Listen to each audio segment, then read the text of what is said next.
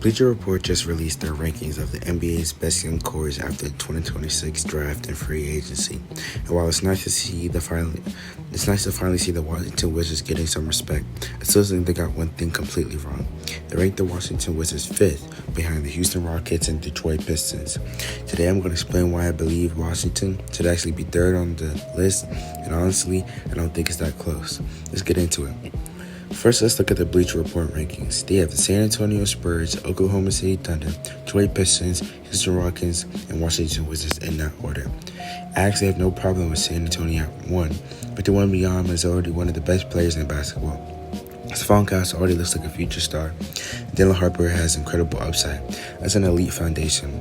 Oklahoma City at 2 also makes a ton of sense. They were the defending champions. It's still incredibly young with Jalen Williams, Chet Holmgren, Casey Wallace, and more developing talent.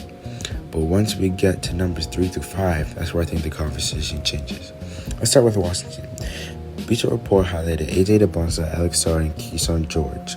I think those 3 players will be the future of the Washington Wizards and the frontliners when they are mentioned in the media. But we also have Will Riley and Tre Johnson, Bilal Coulibaly, Bub Carrington, and Jameer Watkins as additional young pieces. That's exactly why I think this group is becoming to be underrated. It isn't just one superstar carrying the future. It's arguably the deepest collection of young talent in the NBA. 7 first-round picks are on this team. Dybantsa has legitimate franchise star potential. Alex Sarr has already showed major growth as two-way big who can protect the rim, switch defensively, and continue expanding his offensive game. Tre Johnson gives this team another potential elite scorer. Bilal has all defensive upside, and Kyshawn George keeps improving as a versatile playmaker in two-way way. Will Riley has size and creativity. They still have Bub Carrington and Tristan Future developing behind them. When I evaluate young cores, I don't just ask who has the best player. I ask 3 questions. How many future stars do you have? Future starters do you have? How many future stars do you have? And how flexible is your roster moving forward? Washington checks every single box. Now let's compare them to Houston. Houston deserves respect. They have Alfred Sengun, who is already an all-star. Amen Thompson is one of the league's best defenders. Jabari Smith continues to improve. And Rich Shepard had an encouraging season. That's a really good young group. But here's my question. How much higher is this team already from where they already are? Alfred Sengun may be close to his prime. Jabari is becoming the player we expected.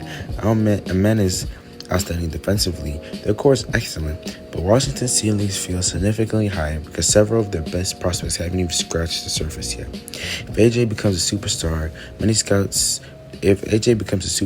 scouts believe he could become. If Sarr develops into an all-star, and even when a Tre Johnson, Bilal, Kyshawn, or Riley becomes a high-level starter, suddenly you're talking about one of the deepest young teams in basketball. Potential matters when it comes to ranking and cores, and Washington simply has more long-term upside. Let's talk about Detroit. This is where people will probably disagree with me. Detroit has Cade Cunningham. He's already an all-NBA player and MVP level player. He's already proved he can lead winning basketball. Sarr is an elite defender, and Jalen Dunn has become one of the league's best young centers. That's an incredible trio. But after those 3, I think Washington has the advantage. The Wizards simply have more waves of young talent, more lottery picks, more versatile wings. If you're starting a franchise today, and someone asked me whether I have Detroit's heavy core or Washington's combination of the upside and depth, I would choose Washington. Not because Cade isn't amazing, but the Wizards have quality and depth. Now, at the end of the day, this is a great problem to have. A few years ago, no one would have Washington at the top of the list like this. But I think that's real progress. And I think that's start to where they're becoming underrated.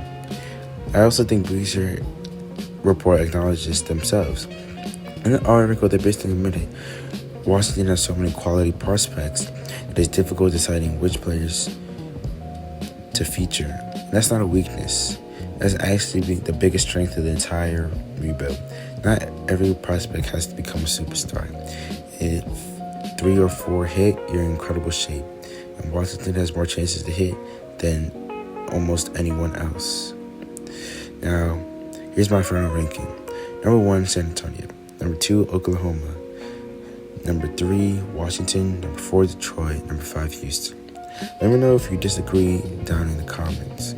Would you keep the Wizards at 5? Or do you think they deserve to move the rankings? If you enjoyed this video and want more Washington Wizards coverage along with NBA analysis, make sure to like and subscribe, and I'll see y'all in the next one.